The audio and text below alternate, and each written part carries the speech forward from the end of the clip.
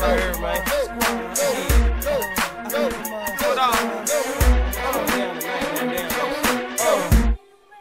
Miguel Cotto says Terence Crawford has way more skill than Errol Spence Jr. Is that fact or fiction? It's your boy, Cardinal Red Sports. Let's talk about it. Alright, so the big homie Miguel Cotto, former champion, great fighter in his day, you know, retired now.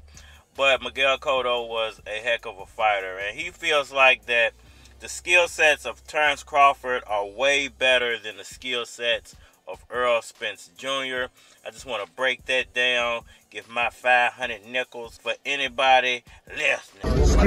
Set skills of Crawford is bigger than the other guy, and I think Crawford is going to win. Alright, y'all. So, Miguel Cotto says that Terence Bud Crawford has way more skills than Errol Spence Jr. Now, do I believe that? You know, I don't think that's true. I think a lot of people feel like that.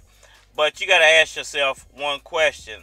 If Errol Spence didn't do anything in that first fight, then how can you compare both of these guys' skill sets to each other? How could you say that, you know, Terence Crawford has a better jab than Errol Spence, or Terence Crawford has a better combination package than Errol Spence, when you didn't see Errol Spence do anything in that first fight? Everything went wrong, Gina. Everything. You know, it was a one-sided beatdown by all admission, by everybody's admission.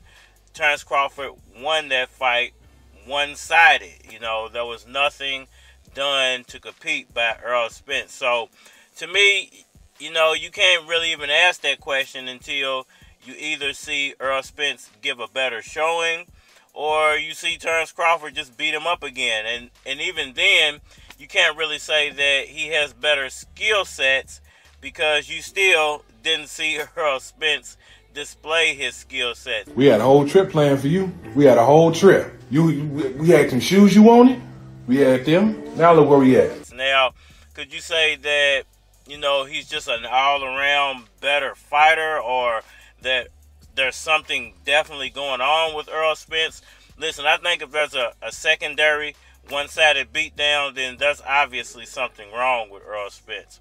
You know, and I wouldn't say that that's something that's wrong with him has anything to do with his boxing ability. I would then have to admit that that car accident is now starting to play a role. But that would make absolutely no sense to me, because if it didn't play a role in those other fights that he had prior to the Terence Crawford fight, then it shouldn't be playing a role now. You would think if he was having any troubles as far as the car accident goes, it would have shown his head, you know, in the first fight that he had back, which I believe was the Danny Garcia fight. And he showed no lasting effects from the car accident in the Danny Garcia fight. And then you move forward, and he had was supposed to have the Manny Pacquiao fight, and all his trainers said everything went well in training camp. You didn't hear any of his sparring partners say that he was, you know, falling down, or he looked weak, or they were beating him up in sparring. But then that fight didn't happen because he had the eye situation. And then he had the Ordanius Ugas fight, where he just completely dominated Ordanius Ugas for, you know, however long that fight lasted. So if there was no lasting effects during those fights, then you can't say, I wouldn't say that the car accident is the reason why Errol Spence looked so bad in that fight. I would have to say that he had a really, really bad night that night. What you hit me for, you son of a bitch? And I guess you could argue that it was because of Terence Crawford's skill sets. But once again, if you saw Errol Spence not do anything, then how could you really compare both of those guys' skill sets? Now, in this second fight, if Errol Spence actually does put up a better fight but still loses, then you could say, well, it was because Terence Crawford jabs better, or it's because Terence Crawford has quicker feet, or it's because Terence Crawford's combinations are way better than Errol Spence. You know, when you can actually compare a competitive fight, you know, it has to actually be a competitive fight for you to compare the skill sets of two fighters. Everybody's scared to lose. You can't win if you're scared to lose. If you don't fight the best opponent out there, then what you doing? You're wasting time. You understand me? That's why we don't like what we seeing in boxing now. The best don't want to fight the best. In my mind, you know, I know a lot of people are going to feel different, especially Terence Crawford fans. They're going to feel like Crawford dominated, and that's why he won the fight. It was because of the domination of his skills that won him the fight.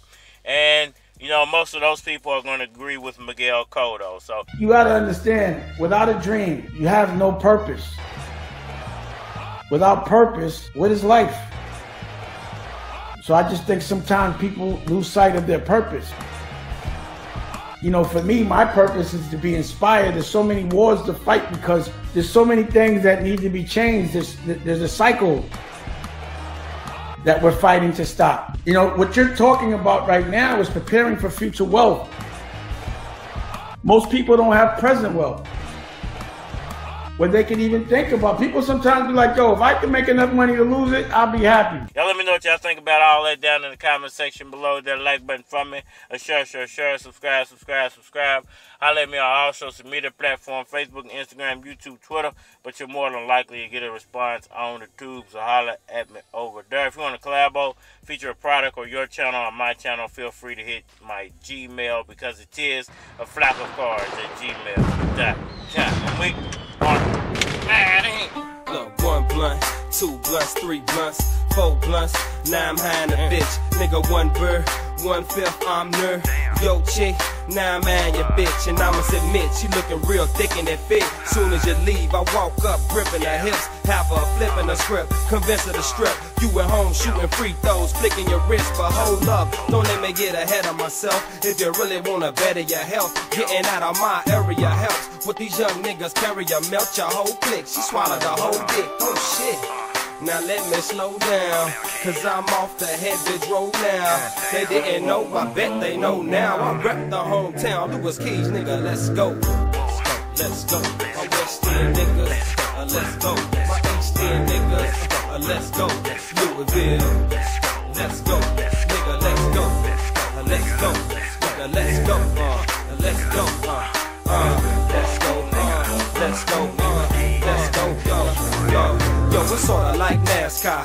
How these niggas take wheels off of fast cars, we not right. About to shine like dandruff and neon lights. Know you feel the shit that we on, right? I got your bitch and she's on pipe, taking pictures of herself. And if you're really slanging, you're snitching on yourself, jerk. So look at it that way. Why I'm looking at your rat from the back way. Then I'm looking for a black in the ashtray. But if that black ain't freak, you can keep it thinking rap ain't heat.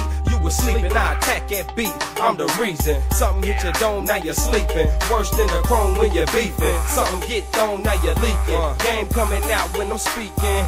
Tell you, dang, looking bone for the evening. Bet I leave alone by the weekend. Now let's go. Let's go. My Nashville niggas. Let's go. My Nat Town niggas. Let's go. Cincinnati. Let's go. Nigga, let's go. Let's go. Let's go. Nigga, let's go. Let's go. Let's go. Let's go. Time to wind it down. Either you rewind it now. I want big stacks, way up to the sky from the ground.